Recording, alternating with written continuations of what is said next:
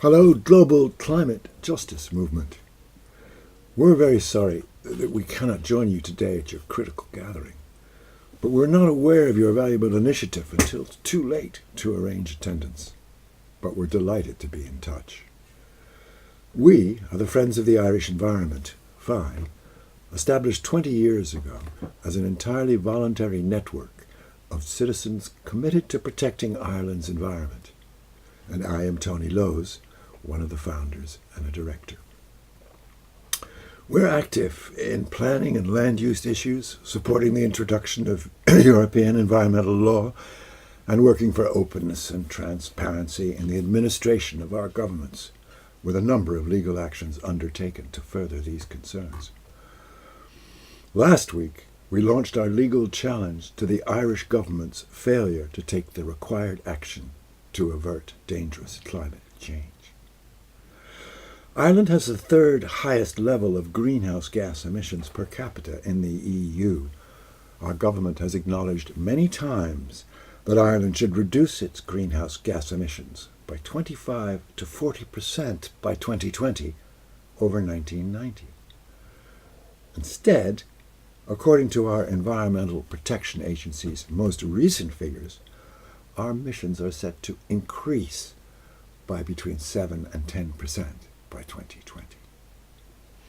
We will miss our targets from non-ETS emissions of 20% below 2005 levels by 2020 by between 14 and 16%. So what action have we taken? We have received permission from the High Court to proceed with our challenge via judicial review of the government's recently published National Mitigation Plan.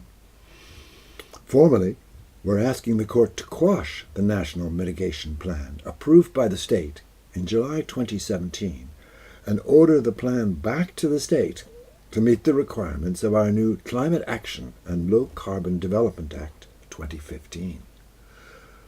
The plan did not specify the manner or any adequate mitigation policy measures to achieve the national transition objective, the 20% reduction in greenhouse gas emissions over 2005, for example. We want the court to confirm that the plan as written does not only not meet the requirements of our new Climate Act, but that it is not to take adequate account of the existing obligations of the state under the law of the European Union or under our international agreements. Our Climate Act talks the talk. It cites the economic imperative for early and cost-effective action. It cites the requirement to be able to act quickly in response to economic and environmental occurrences and circumstances, and cites the protection of public health. But the National Mitigation Plan does not walk the walk. Further, our Climate Act established a Climate Change Advisory Council.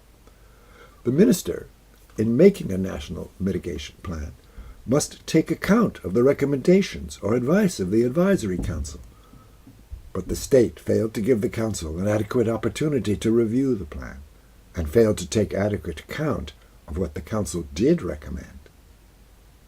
And we also asked for a court declaration that the approval of the inadequate National Mitigation Plan is unconstitutional. While the Irish Constitution does not yet specify environmental rights, there is an unenumerated right to bodily integrity that we argue is intergenerational. Just as the state must protect our children, so the state must protect our children's children. Similarly, we argue that the state has failed to perform its functions in a manner compatible with the state's obligations under the provision of the European Convention on Human Rights. The consequences of climate change are dire. This has long been acknowledged by our government, but they still refuse to take the necessary action. The frightening impacts of climate change are beginning to hit home in Ireland in extreme weather events and with repeated flooding across our country. We need to act urgently to ensure that this, and much worse, does not become the new normal for us and our children and grandchildren. Nor is our case about any one environmental organization. We hope to bring on board everyone in Ireland, young and old. We're hoping the case will capture the imagination here as you are doing in your countries. Together, we hope to galvanize a movement pushing our governments into ambitious action to meet the greatest challenge of our generation. In particular, we would like to thank our colleagues in the Uganda Foundation, who were behind the Dutch climate case in 2015 and who have provided us with valuable encouragement and support. As their counsel, Dennis van Berkel, says, governments all over the world, including in the US, Belgium, Switzerland, and New Zealand, are being held legally accountable for their inaction on climate change. Now, all eyes will be on what unfolds in Ireland. Thank you, and may fortune favor us with our important work.